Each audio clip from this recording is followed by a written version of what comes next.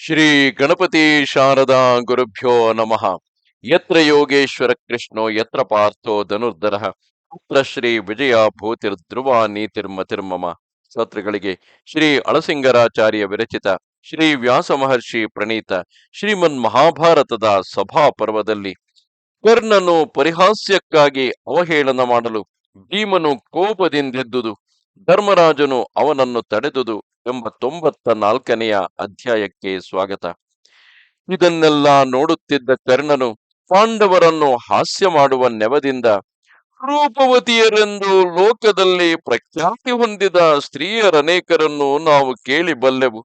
ಅಂತಹ ಸ್ತ್ರೀಯರಲ್ಲಿ ಯಾವಳೊಬ್ಬಳಿಗೂ ಇಂತಹ ಕಾರ್ಯಪ್ರಸಕ್ತಿ ಉಂಟಾದುದನ್ನು ನಾವು ಕೇಳಿದುದೇ ಇಲ್ಲ.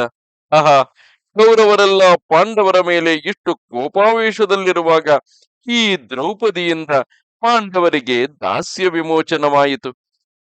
ವೇನೂ ಇಲ್ಲದ ನಡುನೀರಿನಲ್ಲಿ ಮುಳುಗಿ ಹೋಗುತ್ತಿದ್ದ ಪಾಂಡವರಿಗೆ ಈ ಪಾಂಚಾಲಿಯು ದಡಕ್ಕೆ ತಂದು ಸೇರಿಸತಕ್ಕ ದೊಡ್ಡ ನಾವೆಯಾದಳು.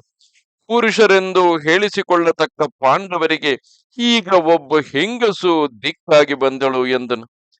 ಈ ಮಾತನ್ನು ಕೇಳಿ ಭೀಮನು ಸಹಿಸಲಾರದೆ, ಈ ಸೂತಾಧಮನು ಪಾಂಡವರಿಗೆ ಹೆಂಗಸೇ ಗತಿ ಎಂದು ಹೇಳಿದನು. ಧನಂಜಯ, ಸಂತಾನವು ಪುಣ್ಯಕರ್ಮವು ವಿದ್ಯೆಯು ಸೇರಿದ ಈ 3 ಜ್ಯೋತಿಗಳ ಸಮುದಾಯವೇ ಪುರುಷನೆನಿಸುವುದು ದೇವಲನ ನೀತಿವಾಕ್ಯವು. ಇದಕ್ಕಾಗಿಯೇ ಪ್ರಜೆಗಳು ಸೃಷ್ಟಿಸಲ್ಪಟ್ಟಿರುವರು.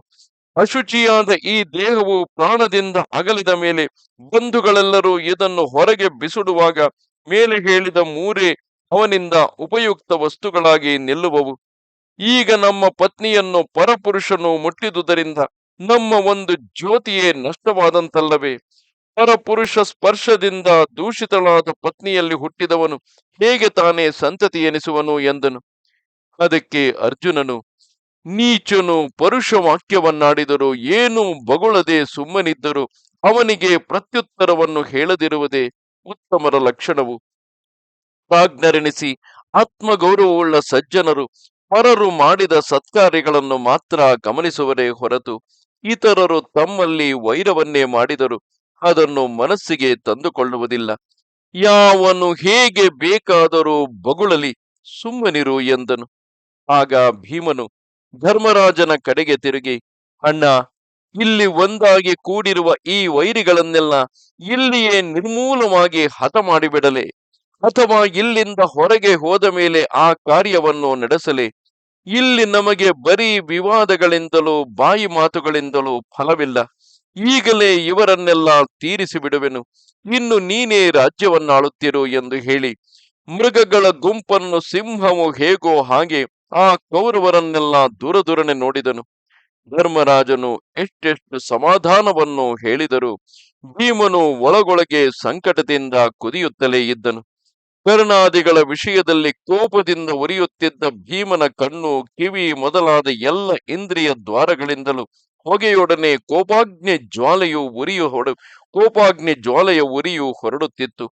ಹುಬ್ಬು ಗಂಟುಗಳಿಂದ ಭಯಂಕರವಾದ ಆ ಭೀಮನ ಮುಖವು ಕಾಲ ಮೃತ್ಯುವಿನ ಮುಖದಂತೆ ಕಾಣಿಸಿತು. ಆಗ ಧರ್ಮರಾಜನು ಭೀಮನನ್ನು ಕೈ ಹಿಡಿದು ತಡೆದು, ಭೀಮ, ಬೇಡ ಬೇಡ, ಸುಮ್ಮನಿರು ಎಂದನು. ಹೀಗೆ ಭೀಮನನ್ನು ಸಮಾಧಾನಪಡಿಸಿ ಧರ್ಮರಾಜನು ತನ್ನ ತಂದೆಯಾದ ಧೃತರಾಷ್ಟ್ರನ ಬಳಿಗೆ ಬಂದು ನಿಂತನು. ಇದು 94ನೆಯ ಅಧ್ಯಾಯವು. ನಮಸ್ತೆ ಶಾರದೆ ದೇವಿ, ಕಾಶ್ಮೀರ ಪುರವಾಸಿನಿ, ತ್ವಾಮಹಂ ಪ್ರಾರ್ಥಯೇ ನಿತ್ಯಂ, ವಿದ್ಯಾದಾನಂಚ ದೇಹಿಮೆ. ನಮಸ್ಕಾರ.